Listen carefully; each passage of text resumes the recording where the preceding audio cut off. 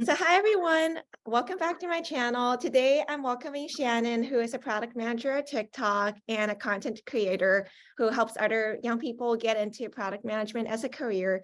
And she's really interesting, has a really interesting career story. So I just wanted to ask her some questions about her career path and some of the things that could be helpful to us. So would you mind sharing a little bit about your background? Like where did you go to school? Did you do any internships related to product management? How did this all begin for you? How did you get interested in product management? Yeah, sure. For me, I grew up in LA, daughter of Taiwanese immigrants, and growing up, I actually always really liked like the internet. But then when I first went to school, so I went to Williams College where I majored in math, and starting out, I didn't really know what I wanted to do, so I did like pre-med, investment banking, like lots of random weird things. But actually along the way, I my whole path in college was like I want to do investment banking and finance, basically. Wow. But actually there was this one like month-long internship during our winter period, Mhm. where I worked at Minted for a month. Okay. And this was kind of like I was helping out like the founder of Minted because she was a Williams alum, and also her chief of staff, like helping them with some strategic projects. Mhm. And that was actually a product management and like a strategy internship. But at the time, I actually didn't know what product management was. So I would always emphasize like the strategy part over the product management part. Mhm. So I didn't even know that I did a product management internship until like much later on. Cool. Yeah. But in any case, like in my junior year of college, like after the junior internship, I had the decision to basically go back to investment banking or maybe do like tech or my own startup. Mhm. So I kind of took a leap of faith and decided to do my own startup. So this was kind of like the Ticketmaster, but Okay. for certain East Asia markets. So we were starting in Mongolia. Oh, So wow. I did that. And then I ended up leaving the startup, and my co-founder continued it in his home country in Mongolia. And after that, I was asking a mentor basically like what what is something that's similar to entrepreneurship, except is something that you like get paid to do. And he said product management. So that's why I started looking for PM roles. And when you're coming out of college, the entry level product management role is called like associate product manager, usually APM. So Mhm. I was targeting APM roles, and the way that I went about that was I basically reached out to like Williams College alumni, who were like directors of product or just like product leaders at tech companies that were hiring at the time. And I reached out to people who are both in like the really big tech companies like Google, Uber, et cetera, and also like some just lesser known companies, just like anywhere. Um, Mhm. and then there was this one alum. This was before like Yahoo imploded, but so there was a Yahoo APM program, and I was applying to that because there was an alum from my school who was part of the leadership team there. And then a lot of them had actually recently moved to Realtor.com. So that's where I had my first like product role. I was an associate product manager at Realtor.com. So I did that for like I don't know, like 2 to 3 years. During the time was promoted to product manager, and then I went to actually go get my MBA from Harvard Business School. Mhm. And in the summer between my first year and second year at business school, I just, I explored consulting. So I did McKinsey for a summer. And then after that summer, I was faced again with this decision of like, should I go back to consulting or should I do tech? And I eventually decided to just like pursue tech. So then I graduated from HBS in I like technically May 2020. So it was Mhm. like right into COVID. There were a bunch of hiring freezes. So I remember it was around like maybe February when I Mhm. started actually actively looking for product management roles. And the way that I did about that was I basically reached out to a bunch of people I knew at companies who were hiring. And then so I had like a friend who was at Lyft who was a product person there. So she referred me, and then I got my job at Lyft as a product manager. And this was during like COVID when I think even Lyft had like a hiring freeze, but they happened to be hiring for like some high priority roles. So I did product management at Lyft for like 2 to 3 years. And then I actually last summer, so this whole Lyft thing is like, 2020 to 2022.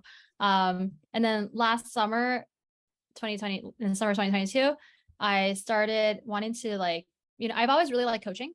So Mhm. I started creating content, starting with Instagram, and now I have TikTok and YouTube as well. But I started creating content to help people like also break into tech and break into product management. So that's how that started. And I was originally thinking about just like doing that full time and, just pursuing that like that freedom life outside of corporate. But then this opportunity for TikTok also came into my inbox. So I think the recruiters reached out and I was trying to create content at the time. So it made me interested in like content creation. And that's one of the many reasons of like why I decided to join TikTok as as a product lead as well. So I joined TikTok in January of 2023. It was like last month. That's awesome. That's Yeah. a really cool story. And I feel like it's really interesting because you do content creation, but I feel like people sometimes think that's either one or the other. Like you could either choose to do a 9 to 5 route or just go completely on your own. And I think that that's not completely true. Like you've been able to kind of work on both, and you've done a lot of other things even before you got into your role at TikTok. So that's just really interesting. Thank A you. quick question. So I don't know if this is something that a lot of other people might have questions around. Is there a difference between program product management, or is it the same thing, just call different names at different companies? What is the difference between it? Yeah. So I feel like product management, like you're mainly about the why and the what. I mean, yes, you also kind of have to, manage the how and the when, but I think a lot of like your role is like you define the why and the what, and you're ultimately like responsible for the outcomes. So for example, you might decide that like, okay, this company or this app, like we need to have this set of features, or we need to like build this set of products to solve like this particular, user or business problem. And then I would say program manager, they usually come in once, if you usually I think they come in once you have like a product that touches upon like a mega product that touches upon like many different product teams. And then you need a program manager to really help like kind of coordinate the when and the execution across all the different teams that are involved. So I would say like program management is kind of like it's kind of like almost like a more senior type of role, but it's like it's more around the project management, right? And as a product manager, you don't always have a program manager. You sometimes have to just do the project management yourself. But I think as your product scales, like you might invite in a program manager. Yeah. Interesting. Cool. Thanks. What is a typical day like as a product manager? Maybe you could just walk me through like a week or like a day being a TikTok product manager. Is it a lot of meetings? Do you talk with a bunch of people on a daily, or is it more solo work? And are you fully remote? How does it usually work? There's no typical day. You kind of manage your week and your days, but I think usually PMs, I would say you spend like half of your time in meetings, and you also spend like half of your time maybe like thinking, digging into data, strategizing, designing, like that kind of stuff, like or writing like documents. But like you do have like a lot of time in meetings, so that's kind of like on like really like a very tactical perspective. Okay. I would say on a higher level, I think as a product manager, it's like there are lots of different definitions for what a product manager does. Okay. I think a few that I've heard are, there's a debate around like some people say as a product manager, maybe you're like the CEO of the product. And then there's some people who are like, no, you're not the CEO because nobody reports to you. And, you're trying to influence without authority. And yeah, you don't have to deal, usually, unless you get more senior, you don't have to deal with things like hiring and firing and like, HR. Like, you don't have to deal with a bunch of stuff that a CEO actually has to deal with. So, and like, yeah, that's true. But I think at the same time, it's like, you do kind of usually own like outcomes and objectives. So for example, maybe you want to improve like user retention, and that's like your area for maybe like Instagram shop, right? Like, I don't know what exactly your area is, but then There's a lot of focusing on improving KPIs for a specific thing. Yeah. Or like key metrics or OKRs, or like improving outcomes. Or maybe there's like a general like big problem that you want to solve with users, like a really big pinpoint that they've been voicing, right? So usually it's like, you're kind of focused on like, okay, what, like, I think a lot of your job is spent, you're trying to define like why you're doing something, like what are the right goals to set, like how do you measure success? What does success mean? So there's kind of like that very high level fuzzy wuzzy stuff. Like making that fuzzy wuzzy stuff into something that's more concrete. And then you kind of get to like the what, you know, of like, okay, what are like the right things for us to build? Like, what are the biggest problems to solve? And like, what are the biggest things that we should like be building and solving for? And I think a big part is that you also have like constraints, you know, like you have resource constraints. You don't have that many engineers, you don't have that many like designers or whatever. So it's like, how might you either like get more resources to build what you to achieve the outcomes that you want, or like how might you do like leverage what you have to achieve what you need to do. So I think that there's a lot of like there's a lot of that. So yeah, I would say like you're kind of the CEO of a product, where in that you're like defining like the roadmap, the why and the what, but like you're not really, because nobody really like reports to you. You don't actually have like authority. I think another framework that I've heard is like, usually pick 2 out of 3. It's like driving teams / project management. Number 2 is like design and like thinking through the user experience and user empathy. And the third is like, strategy and analytics. So I think that's like one way you can think about it, of like the functions that a product manager might have to like perform. Another thing I've seen is like product management is at the center of, business, design, and engineering. So, and you're kind of at the center of all of it. So like on a daily basis, what are some of the types of people that you talk to? Is it like mostly engineers, or is it other product managers? Like who do you kind of interact with? Well, I think if you think about a PM or what a product manager does, it's like you kind of want to think about like what is that, like what do you actually want built, and like, or like what objectives do you actually want to achieve, and then you just like do whatever is humanly possible to make it happen. Whether it means you need to like talk to leadership and get more like support or backing for your program, whether it means you need to like convince your engineering partners that this is worth building, whether it means that you talk to users or like work with UX researchers to like get user data, or working with your data scientists to like get like get quantitative data. So it's like everyone and anyone that you can use. So or maybe sometimes it means you need to talk to like your operations teams, or like it's your designer, or it's like your legal partner. But I think like for whatever it is you're trying to build, your job is just to you need to make sure that like 1, you're clear on like why you're building it, and 2, that you're building the right thing, and 3, that like it does get built and you get the results that you want. And you just talk with whoever's humanly like whoever you need to get that happen. And I would say at a lot of tech companies, I think usually the key people you want to convince might be like engineers, but I would say other companies, like different functions and departments, have different levels of influence. Like I hear that Google is very engineering led. Lyft, I think, is kind of like product and science led, although the engineers are amazing. And then I would say TikTok is actually really interesting too. So what are some of the important skills you think somebody looking to enter this field should like specialize on, like when you were in school, or like even when you're preparing for interviews, anything that people should like look into that would help them? Generally, like important skills that at least your interviewers are looking for and your resume screeners. It's a few things. 1 is like leadership and communication. 2 is technical literacy. You don't need to have like a technical background, but you should be technically literate. 3rd is like analytical skills. 4th is, I would say, just like a general, track record of excellence, whatever that means. And then the other one is maybe like relevant experience is always nice. It's not a must, but a lot of times like what you do in other roles are also transferable in a product. So you want to be able to frame what you did before, even if it wasn't strictly product, and it's something that's like more product oriented.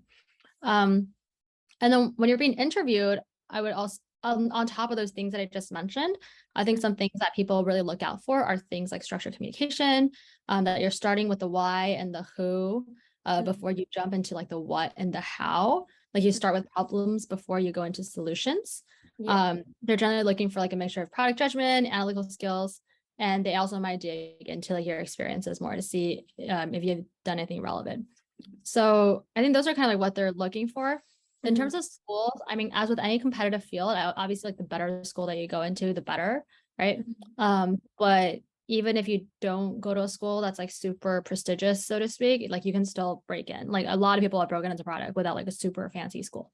In terms of majors, I would say the best majors probably like CS, or if not CS, then like econ, physics, stats, any form of engineering, you know, something that's like more basically more STEM. Bio and chem, except bio and chem. I think those feel a little bit less relevant. Econ is also not quite STEM, but like I guess a lot of PMs do have an econ background too.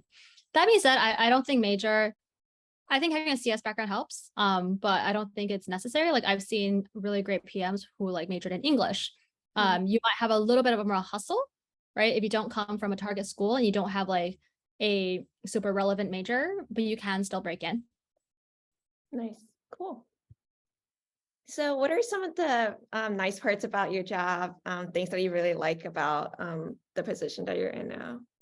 I think if you care about your products, I think it's at least for me, I think it's a lot of fun actually, because you do have the opportunity to like shape like what your product does. You know, you have the opportunity to like change an app or to build features for this app that you use all the time. So I think that's actually really fun. It's like a very creative process of thinking through like, oh, like what do users need? What is actually most important to build? How do we measure success? Like I think the design and the strategy part for me personally, I think are super fun. Yeah. So I think that's probably my favorite parts of product is that you get to wear so many different hats and you ultimately get to be like a quarterback and you bring everything together. So it sometimes does kind of feel like you're doing your own startup, even though you're not, in that you have to be like very end to end with the way that you think and approach problems, right? Like making sure that the whole system comes together. That's kind of the highlight. Now, in terms of challenges, I think it is for me personally, at least, I think the hardest part is probably like influence and getting a bunch of people and a lot of stakeholders aligned. I think that's the part of product that takes a lot of patience. And I think this is the part that can be more just like frustrating and sometimes makes you like get really annoyed. Yeah. So I know that you have a TikTok and you mentioned like other social media like Instagram and everything. So I definitely want to talk about like some of the opportunities in this field. Do you think that there's still a lot of growth in product management for people in college or maybe currently in another tech career to transition into a career product management? And then if they do want to transition into it, where would they even start? Yeah, I would say opportunities, like, yes, there are definitely a lot of product jobs available. I think there is a lot of growth in this area. And, you know, if you want to find like open positions, you can always just like do a Google search or a LinkedIn search. LinkedIn is actually quite good for this. In terms of like breaking in, it is difficult, but if you're focused about it, you can do it. So I actually offer a lot of resources and I have this program where, you know, if people apply, then I might like actually mentor them and coach them to like break into product. And that's particularly for career switchers. And have some resources available for, you know, for people who want to break in as well. But I think on a high level, the things that you want to do to break in a product are like, number one, you know, I would say like, it's really great. You can find like a mentor, like somebody who's in product at a company that you like to be your mentor. Because there's just a lot of stuff that's going to be hard for you to, you know, to kind of assess on your own. I think the next step is like, if you don't have any relevant background or experience, then you can make it. So build a side project, go build a startup, launch an app, right? You can do that even if you don't work for a larger company. You can just, you know, you can think about how you want to you can just make it happen. And then, so basically it's like, if you don't have the resume, then like build the resume that you want, you know, make those projects, make the startups, etc. And then, on like technical ability, like product managers especially when you're a larger company, you will like rarely code. But I will say if you learn two things, learn SQL and one real programming language. If you don't know any, then like learn Python. And because it's like more straightforward and it's very widely used, you know. And then you know, and some of the other things that are like very quick and easy to pick up are like, you know, prototyping, using like Figma to like at least know how to use Figma a little bit so you can like design and like visually like communicate your ideas. So things like that. So I think that's kind of like the resume phase. I think the next step is like being more targeted with your search. So finding target companies that are actually a good fit for your background. Not everybody is going to be ready to like get into FANG or like, you know, Google, for example, like right now. And that's okay. Like a lot of times you can get like one role and maybe that role is like your pivot role into Fang if that's your goal. Now that's not everybody's goal, but I think you really want to like find backgrounds and roles that are actually a decent fit for your background. Even if you haven't done product before, for example, if you like worked in finance before, maybe you can go into like a fintech product, right? Right. So there are things that might be more relevant for you than others. And I think that's also where mentor becomes really like useful, is like helping you actually understand like, okay, what are the companies that are within your reach? And then, what are some product roles that might be up your alley, more so than others. So being targeted with your search. I think the next piece is referrals. I could talk all day about referrals and networking, but always just like, never do a cold resume drop online. I mean, unless this is one that you don't really care about and you're like, okay, whatever, like I'm afraid they're going to take it down. Let me just get it in. Fine. But in general, for like your super target companies, you want to like, network like a ninja essentially to get a strong referral from somebody who's in product, ideally who's a little bit more influential too at the company that you want to work for. And I think it's really important. I really want to emphasize like the strong referral piece. Like I think it's important that your referrer actually like likes you and wants to help you and go to bat for you. Because there's like a big difference between a referral that basically says, oh, I don't know this person, just forwarding a lead, versus somebody who actually like strongly advocates for you, pings like the hiring manager, pings like the recruiter, like somebody who really goes to bat for you. Right. Yeah. So I think that actually does kind of make a difference. In terms of seniority too, I think that's something, obviously, like if you get a really senior person to really strongly advocate for you, that's always great. But a lot of times, senior people, like, I feel like they wouldn't lightly go to bat for somebody, Yeah. I would say pick more so who you think would really want to help you, even if they're not the most senior person. But if you can get someone who's really senior, that's great too. So that's kind of referrals. And then once you get like referral, then usually you have like a recruiter screen, and then you have like your technical screens. Like with product, you have, your product design interview, your product analytics interview. This is also sometimes called like product sense versus product execution, like whatever you want to call it. And the way you want to prepare for those interviews is, I would say, do lots of mock interviews. Like for behaviorals, sometimes people just like, especially career switchers, they just mess up like even the recruiter screen because they fail to like talk about their story and walk through their projects in in like a more product oriented fashion. So don't fail at that screen, because that's like the worst. That's like the most upsetting screen, like stage to mess up on. And then when you get to your technical screens, like go to websites like tryexponent.com, get mentors and other people working product to do mock interviews with you.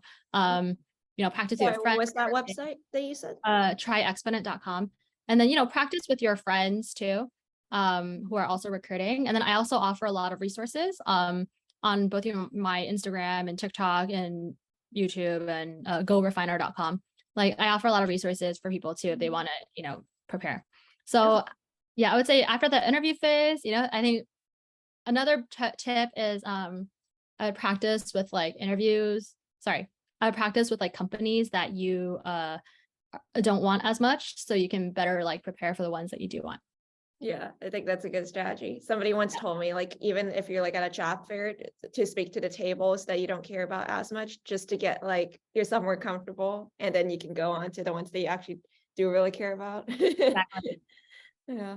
Well, thank you so much for doing this interview with me. This was really informative. Where can people find you if they have more questions or they're interested in like your services and like just want to see more content around product management? Yeah. So you can follow me at TikTok, which is my handle is Shannon Sue. It's a weird spelling. It's like H before the SU, Sue. Instagram, like the Shannon Sue, YouTube. I'll just link them all below so people can find you. Yeah. You can follow me on YouTube, and you can also go to like GoRefiner.com. Okay, awesome. Thank you so much. Yeah, of course. Thank you.